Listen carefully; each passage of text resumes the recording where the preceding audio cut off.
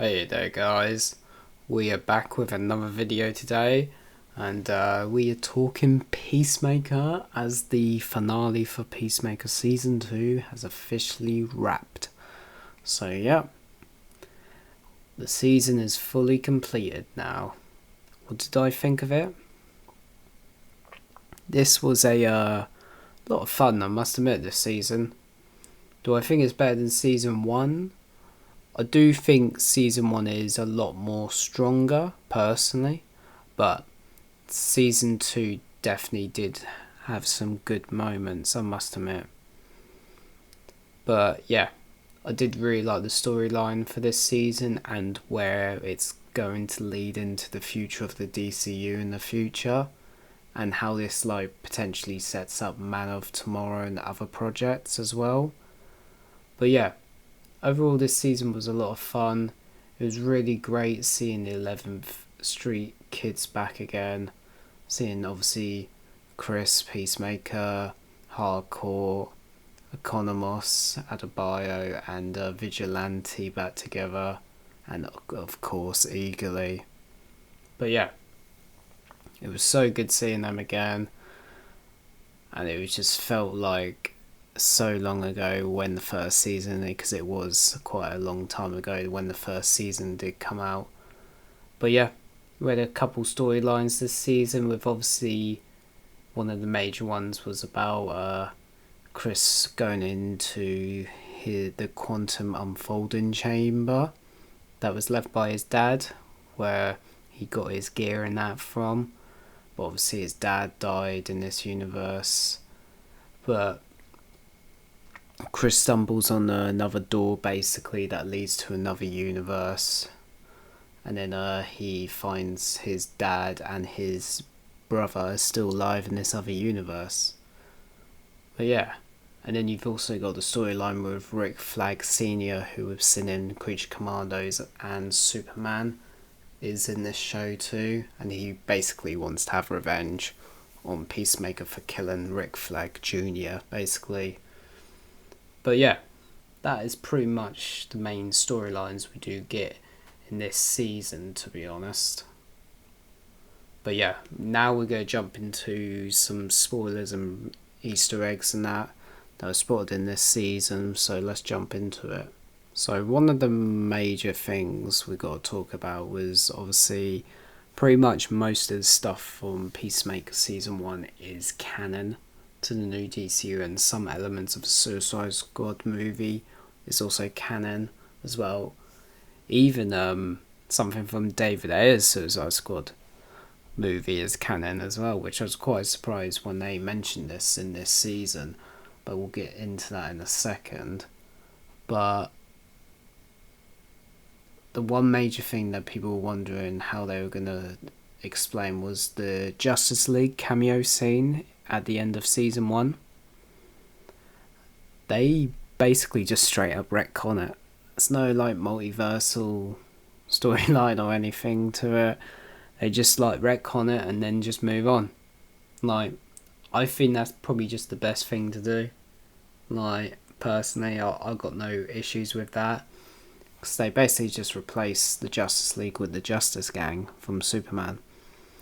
Instead of seeing Aquaman, Flash, Wonder Woman, Superman show up, you basically have in their places Superman, Supergirl, Mr. Terrific, Green Lantern, and Hawkgirl.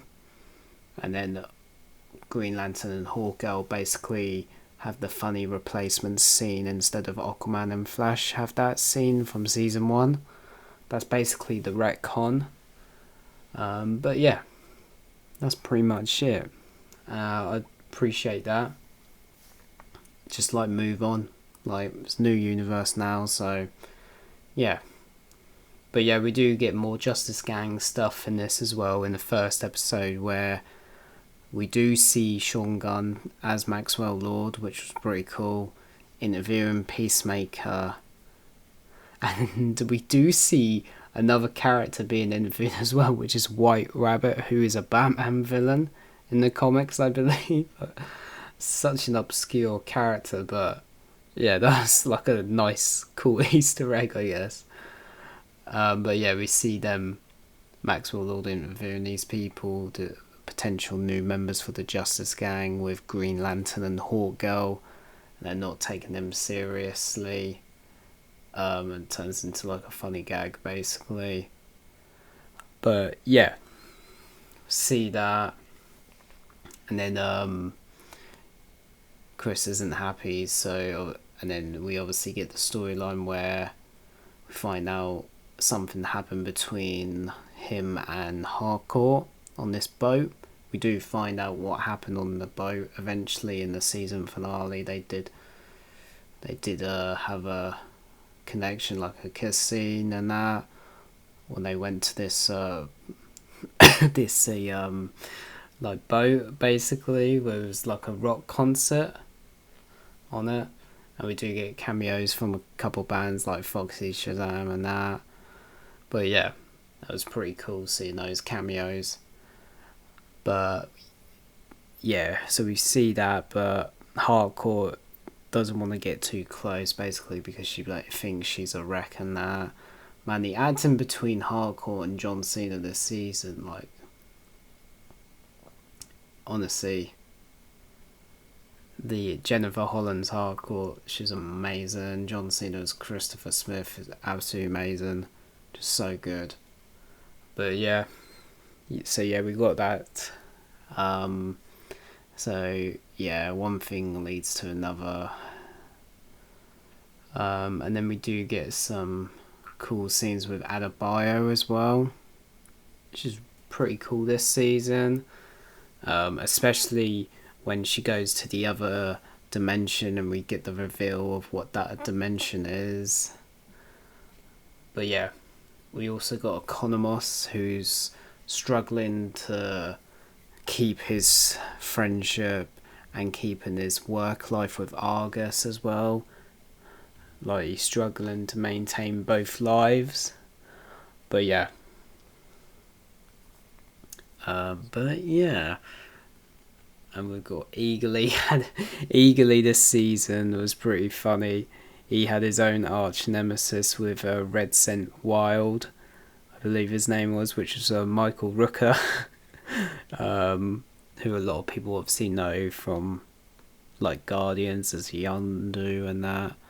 And he's pretty much been in most of James Gunn's films, to be honest. So he's been in most of those projects. But yeah, that was pretty funny. But in the way he dies is pretty funny because we learn that Eagerly is like the prime eagle, where there's more to Eagerly than meets the eye, basically. But yeah, pretty cool. Eagerly had that aura this season. But yeah, we've also got Vigilante as well. This season, I do feel like Vigilante was kind of like sidelined at the beginning a little bit, but in the last couple episodes he did get to shine a lot more, to be honest. So, and the Vigilante is really funny.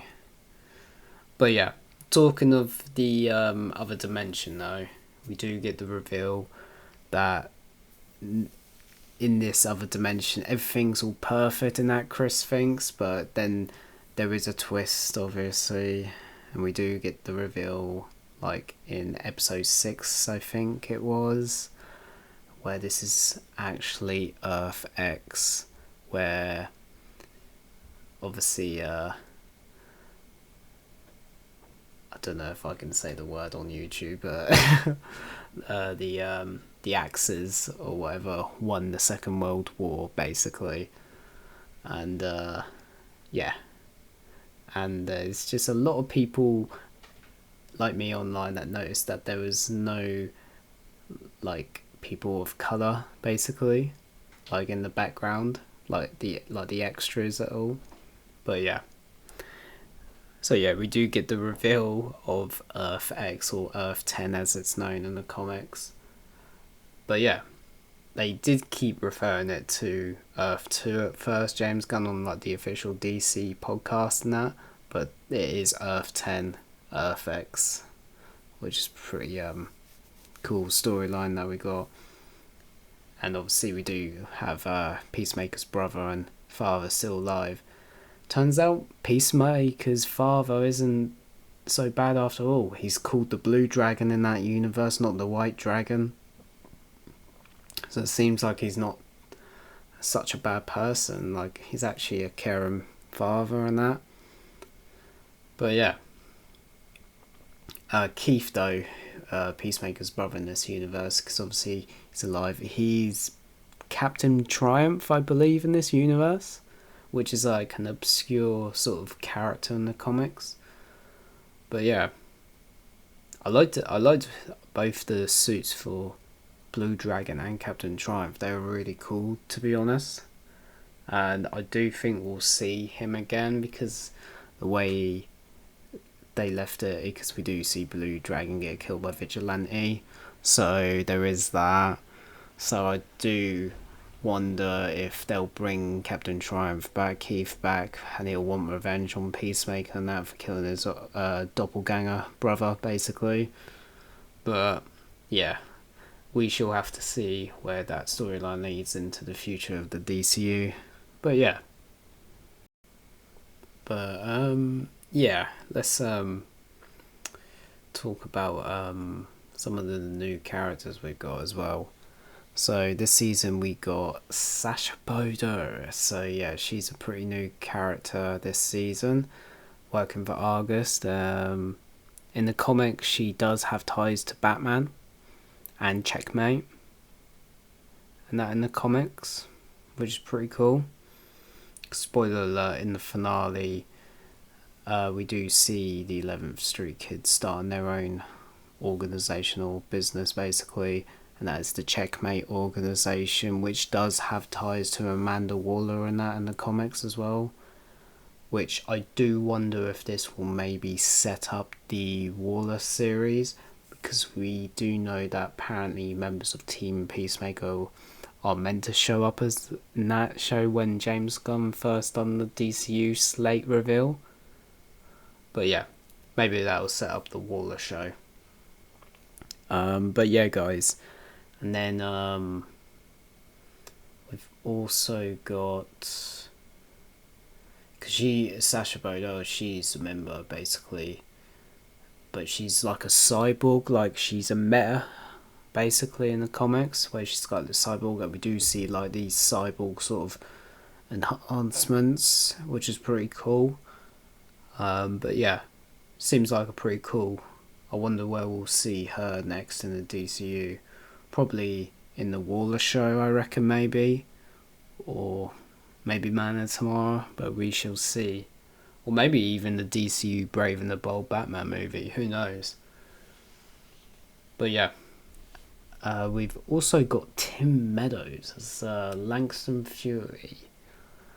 Now, this guy, man, he is a funny actor in general, but in this show, he is just funny as hell. That he's just like taking the piss out of everyone on the Argus that he works with, just calling them names. Is quite funny.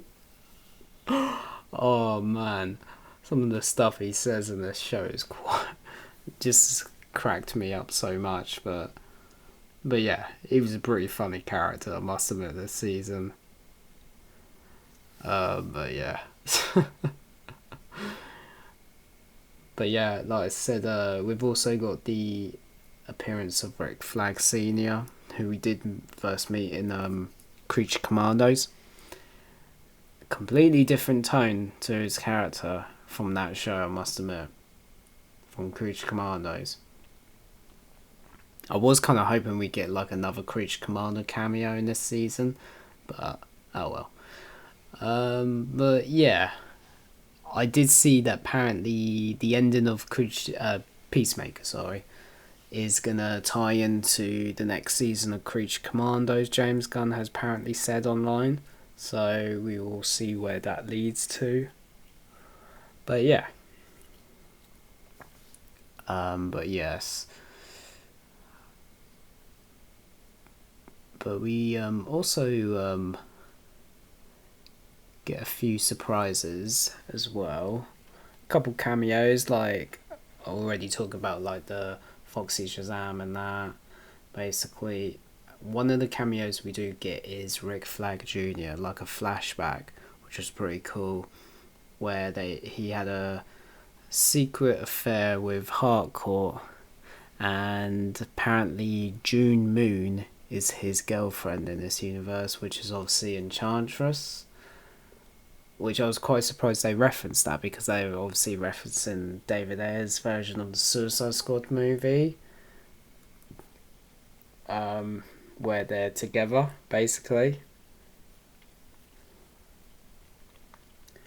Yeah. So I wonder if we'll get a different actress playing her in the future, or someone else, maybe. Or maybe they'll bring back Cara Delevingne, I think, who played her. But who knows. But yeah, pretty surprised. And we do see the alternate like Earth X version of him as well, where he's a bit of a dweeb. But yeah, it's pretty funny seeing. I'm just glad we got Joel Kinnaman back, to be honest. That was pretty cool having them back. See them again, like, it's pretty cool. But yeah, and then we get another cameo in Earth X, actually, which was Detective Larry, I think it was, from season 1. Yeah, the detective from the first season. He gets killed by the butterflies in the first season, but we see his Earth X doppelganger, basically, which is pretty cool. And I just felt bad, because obviously he was always with that other, I've forgotten their name now, the other detective. But because it's Earth X, it would make sense why she's not partners with him, because how that Earth is. But yeah, it's cool having him come back. I was not expecting that at all when that happened. Yeah, that was a pretty cool cameo. And then some of the sort of bigger cameos we did get. Now, this one I was quite surprised was when Rick Flag Sr. went to Bellerive Prison to go visit a prisoner. We got the cameo for Lex Luthor, Nicholas Hoult, with a cane, because he's got so screwed up by crypto at the end of the film, throwing them around. But yeah, that got me well excited, because I know they were filming both Peacemaker and Superman at the same time, so that was just really cool to see. But yeah, and then in the episode after that, we got Sidney Happerson from the film as well, who was part of the Luthor Corp team. And then we got Otis back as well in the finale.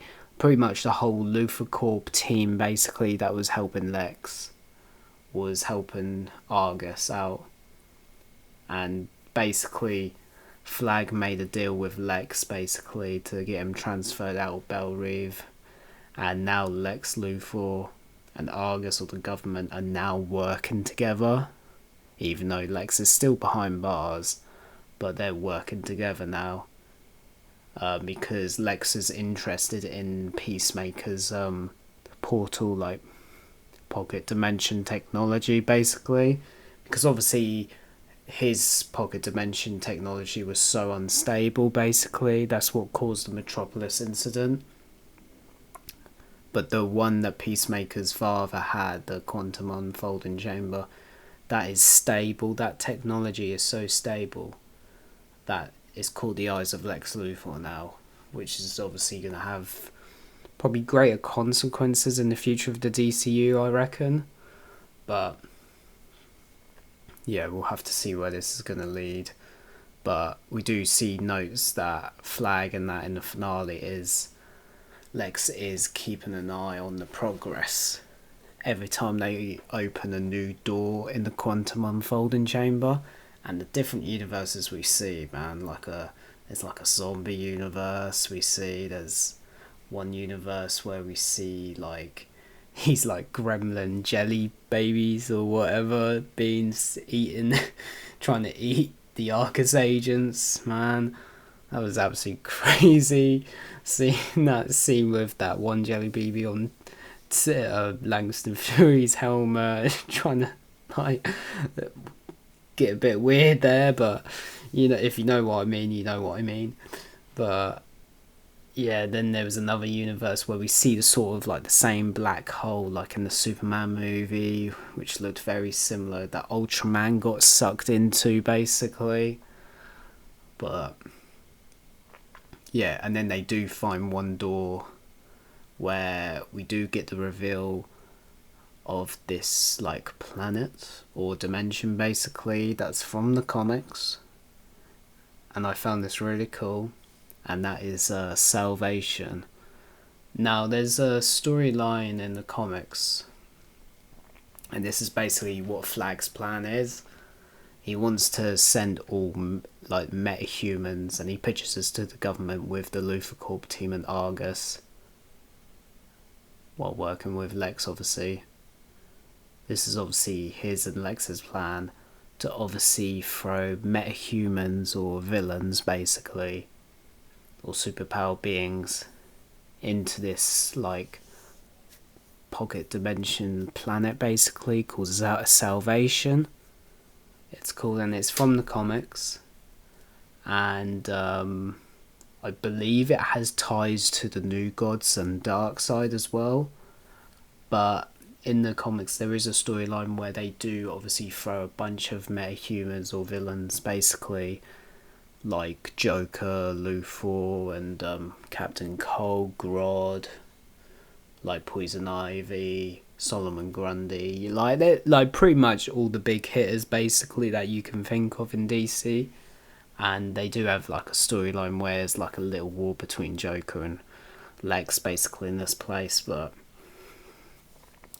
there is ties to the dark side and the New Gods in this as well. I think there was something I saw online about it was like a training, like at one point it's like a training ground for like Darkseid's forces and that as well, so maybe we'll get ties to that. Is it potentially setting up Darkseid as like the future threat of the DCU? I mean, maybe not. Like, we still don't know who built the Quantum Unfolding Chamber, like where it's truly from.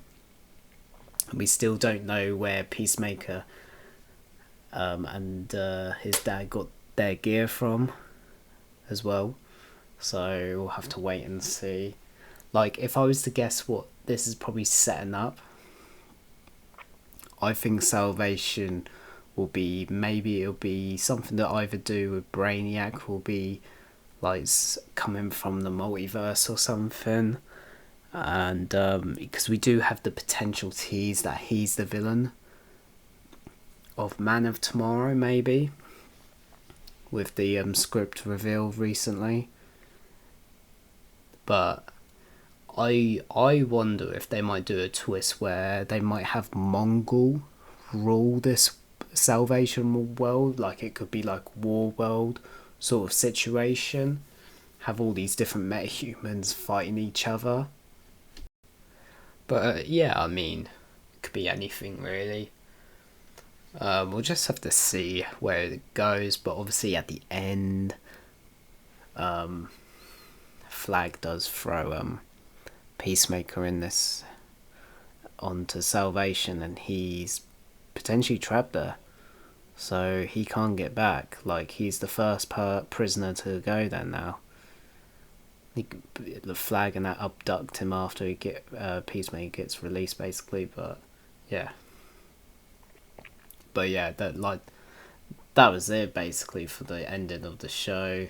Like, we obviously get the reveal of before that, Adebayo and all that, Sasha, Hardcore Peacemaker, Fleury and Judo Master Vigilante Economos go start their own thing with Checkmate as well, which was really cool to see.